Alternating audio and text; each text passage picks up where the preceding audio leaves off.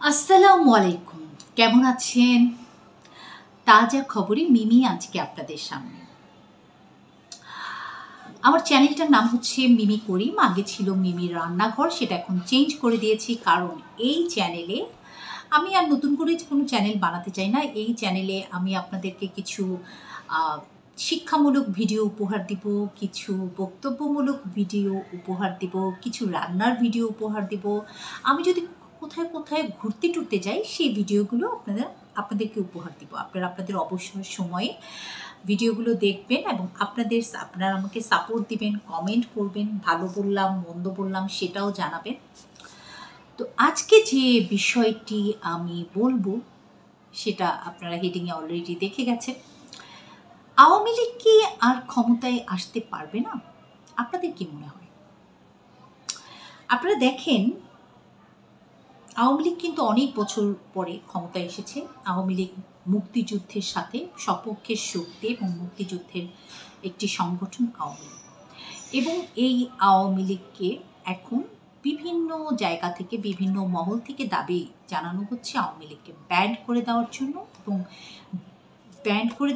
এবং আওয়ামী লীগের সূত্র ধরে আরও যাতে বিভিন্ন দল ব্যান্ড হয় তার জন্য একটা আইন করার চেষ্টা চালানো হচ্ছে, যে 10 বছরের জন্য একটা আইন করার চেষ্টা চালানো হচ্ছে। আপনারা হয়তো জানেন। তো যেটাই হোক, দেখা যাক কি হয়। আর 5 আগস্টে মানে ছাত্র জনতার বিপুল আন্দোলনের মুখে আওয়ামী লীগ সরকার তার ক্ষমতা ছাড়তে বাধ্য হন এবং শেখ হাসিনা আপা উনি বাংলাদেশ থেকে আমাদের বাংলাদেশ থেকে চলে গিয়ে পার্শ্ববর্তী দেশ ভারতে আশ্রয় নেন এবং ভারত তাকে সুন্দরভাবে গ্রহণ করেন এবং তাকে আশ্রয় দেন।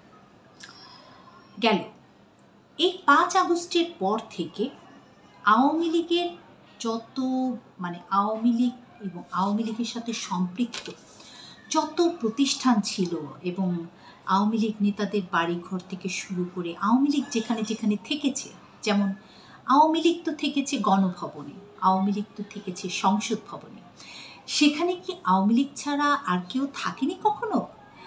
সেই গণভবন, সেই সংসদ ভবন, তারপর এগুলো সহ আরও যত আওয়ামী লীগ নেতাদের বাড়িঘর আছে, তাদের ব্যবসা প্রতিষ্ঠান আছে, যেখানে হাজার হাজার মানুষ চাকরি করে, তাদের জীবিকা নির্বাহ করে, সেই প্রতিষ্ঠানগুলোকে ধ্বংস করে পুড়িয়ে ফেলা হয়েছে।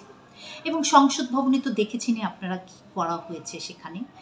আর আপনার কি বলে গণভবনেও দেখেছেন সেখানে কিভাবে লুটপাট চলেছে। আমরাই করেছি, আমরা যারা বাংলাদেশি, এখানে কিন্তু বাইরের বিদেশ থেকে কোনো লোক আসেনি, বাংলাদেশে আমরা যারা আন্দোলন করেছি, আমরা যারা আন্দোলনের সাথে জড়িত ছিলাম, আমরাই কিন্তু এগুলো করেছি, লুটপাট করেছি। আর এই ধ্বংসযজ্ঞ কারা চালিয়েছেন সেটার বিষয়ে আমি জানি না, তবে অবশ্যই এই আন্দোলনের সাথে যারা সম্পৃক্ত ছিলেন মানুষ নামধারী কিছু ডাকাত দল, আমি ছাত্রদের কথা একদম বলবো না, ছাত্ররা কিন্তু সুন্দরভাবে আন্দোলন করেছে, কিন্তু ছাত্রদের মাথায় কাঁঠাল ভেঙে যারা এই যে মানুষের বাড়িঘর পুড়িয়েছে, মানুষের কলকারখানা পুড়িয়েছে, আওয়ামী লীগের এগুলোর মালিকানা আওয়ামী লীগেরই, কিন্তু এটা কি ঠিক হয়েছে?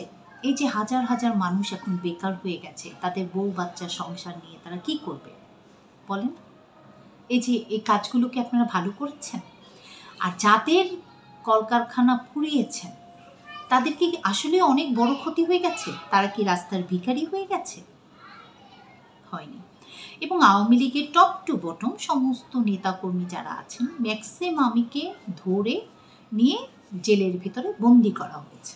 ঠিক আছে, মানে বৈষম্য বিরোধী আন্দোলন হয়েছিল, কিন্তু আমরা শুরুতেই বৈষম্য শুরু করে দিলাম।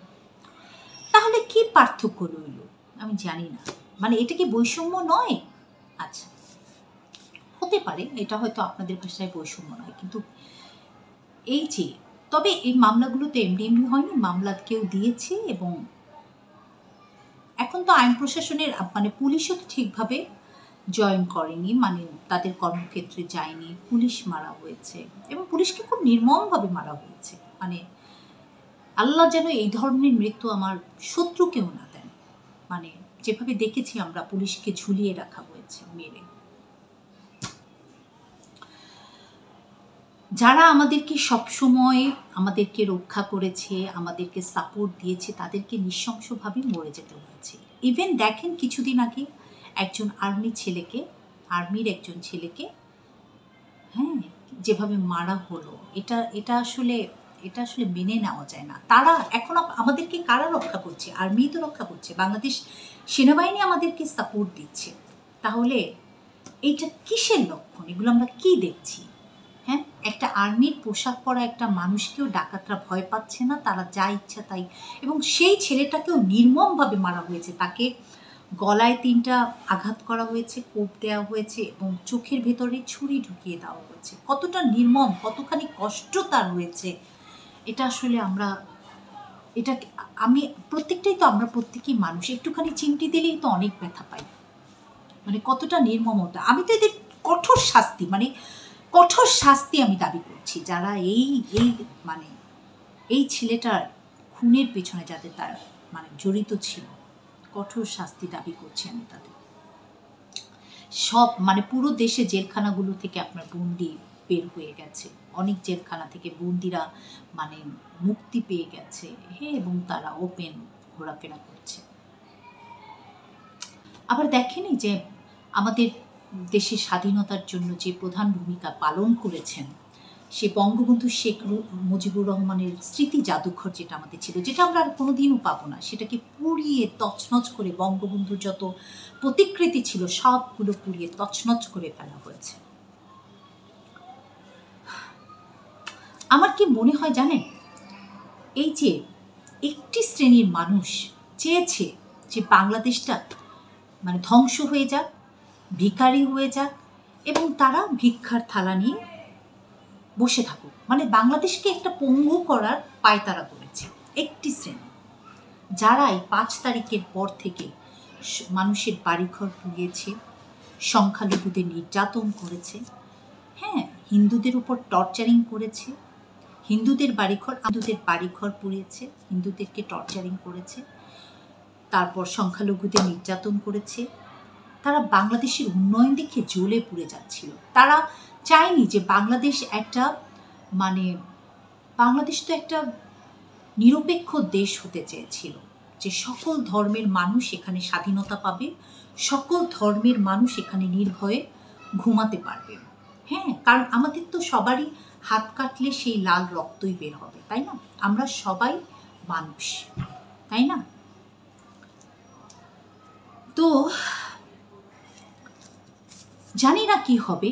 আমাদের বর্তমান অন্তর্বর্তীকালীন সরকারের প্রধান উপদেষ্টা আর্মিকে এখন ম্যাজিস্ট্রেসি পাওয়ার দিয়েছেন, এবং আজকে থেকে আমি যেটা শুনলাম, নৌবাহিনী এবং বিমান বাহিনীকেও ম্যাজিস্ট্রেসি, যারা কমিশনার র্যাঙ্কে আছেন তাদেরকে ম্যাজিস্ট্রেসি পাওয়ার দেওয়া হচ্ছে, যাতে যে কোনো ধরনের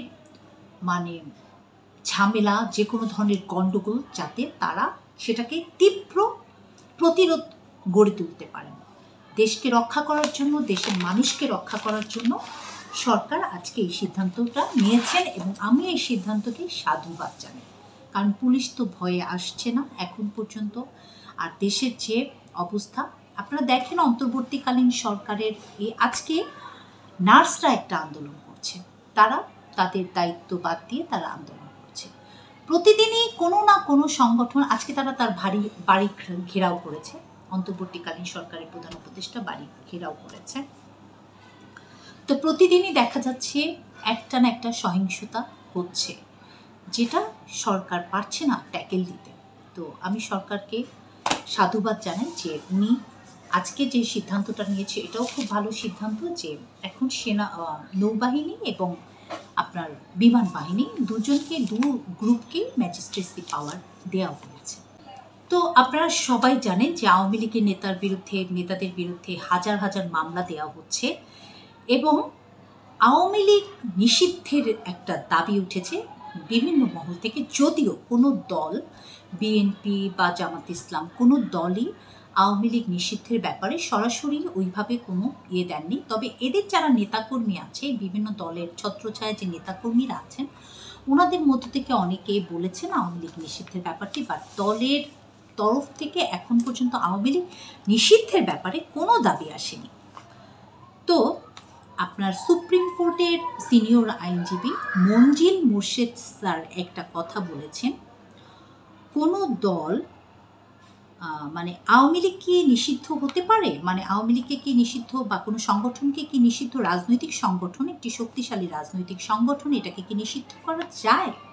তো এই ব্যাপারে মঞ্জিল মোর্শেদ স্যার বলেছেন, উনি এটিএন বাংলায় বলেছেন যে কোনো দল কোনো সন্ত্রাসী কর্মকাণ্ডের সাথে জড়িত বা রাষ্ট্রবিরোধী কোনো ষড়যন্ত্রের সাথে জড়িত সেই তথ্য উপাত্ত পেলে পরে তখন তাদের নির্বাহী আদেশে কার্যক্রম স্থগিত করা যায়। মানে কোনো দল যদি কোনো সন্ত্রাসী সংগঠনের সাথে জড়িত হয় বা কোনো রাষ্ট্রবিরোধী কর্মকাণ্ডের সাথে জড়িত হয়, এইরকম কোনো তথ্যপাত্র পেলে তখন সেই দলকে নির্বাহী আদেশে কার্যক্রম সেই দলের স্থগিত করা যায়। যেমন জামাত ইসলামের ব্যাপারে এরকম করা হয়েছিল। তো সমস্যা হলো প্রমাণ করা। যদি আপনি প্রমাণ করতে পারেন, আর প্রমাণ না করা গেলে কিছুই করা যাবে না। আচ্ছা, আওয়ামী লীগের কোনো সিদ্ধান্তে কোনো অপরাধ সংঘটিত হয়েছে এরকম কোনো প্রমাণ যদি করতে না পারে, তাহলে কিভাবে একটা দলকে দায়ী করা যায়? এটা হচ্ছে মঞ্জিল মোর্শেদ স্যারের কথা, সুপ্রিম কোর্টের সিনিয়র যে আইন। আওয়ামী লীগ নিষিদ্ধ এবং নিবন্ধন বাতিলের একটি রিট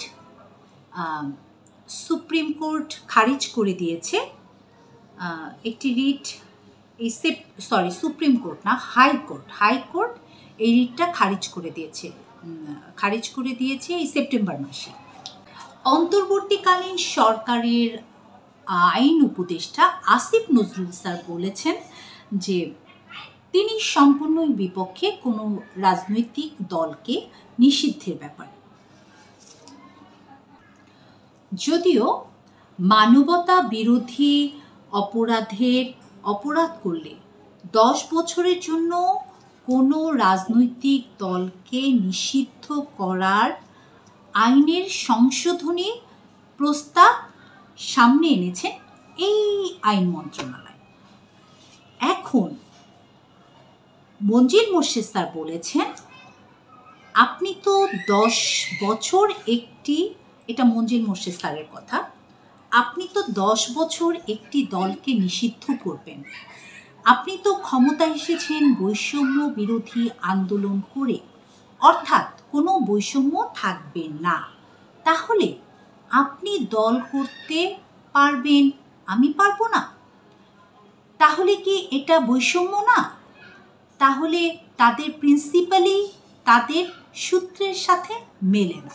কারণ বৈষম্য বিরোধী আন্দোলন করে যে দল ক্ষমতায় আসছে, তারা যদি সেই বৈষম্যই রেখে দেয় যে এক দল 10 বছর দল করতে পারবে না, মানে রাজনৈতিক কর্মকাণ্ড পরিচালনা করতে পারবে না, আর এক দল রাজনৈতিক কর্মকাণ্ড পরিচালনা করতে পারবে, তাহলে তো বৈষম্য সেই রয়েই গেল, তাই না? আচ্ছা, এটা হচ্ছে আবার মঞ্জুর মোর্শেদ স্যারের কথা। এটা একটা রাজনৈতিক দলের খেলা, একটা চাপ প্রয়োগ। আমি এটাকে খোশ গল্প হিসেবেই দেখি। আচ্ছা, দেশের স্বাধীনতার সাথে যে দলটা জড়িত, সেই দলটা কি আসলে এভাবেই ধ্বংস হয়ে যাবে, এভাবেই শেষ হয়ে যাবে? আমরা কি এটা মেনে নেব? বাংলাদেশের জনগণ যদি মেনে নেয় তাহলে তো কিছু করার নেই। ঠিক আছে, সবাই ভালো থাকেন। আজকে এই পর্যন্তই, অনেক কথা বলে ফেললাম। আপনারা সিদ্ধান্ত নেবেন কি হবে, আইন সিদ্ধান্ত নেবে, আইন তার নিজস্ব গতিতে চলবে। তবে সরকারের তো একটা পাওয়ার অবশ্যই আছে, সরকারই সঠিক সিদ্ধান্ত নেবেন যে কি করবেন। ঠিক আছে, সবাই ভালো থাকেন, আমার জন্য দোয়া করবেন যাতে এই যে আমাদের বাংলাদেশের রাজনৈতিক, নট অনলি বাংলাদেশ, আমি আন্তর্জাতিক রাজনৈতিক বিষয় নিয়েও আপনাদের সাথে কথা বলবো খুব শীঘ্রই, আমার নেক্সট ভিডিওগুলোতে দেখবেন। তো আপনাদের সাথে আসতে পারি, দুটো কথা বলতে পারি, মনের ভাব বিনিময় করতে পারি। আপনারা সবাই ভালো থাকেন, আমার জন্য দোয়া করবেন। আর যারা ফেসবুক থেকে আমার চ্যানেলটা দেখবেন তারা অবশ্যই আমার ফেসবুকে ফলো দিয়ে রাখবেন, আর যারা ইউটিউব থেকে দেখবেন তারা অবশ্যই সাবস্ক্রাইব করে রাখবেন, এবং পাশে একটা ঘন্টির মতো বেল আইকন আছে, ওটাতে ক্লিক করে রাখবেন। তাহলে কি হবে, আমি যখনই কোনো ভিডিও দিব ওই ভিডিওটার সাথে সাথে আপলোড হয়ে যাবে। ঠিক আছে, সবাই ভালো থাকেন, আল্লাহ হাফিজ। এই পর্যন্তই, আসসালামু আলাইকুম।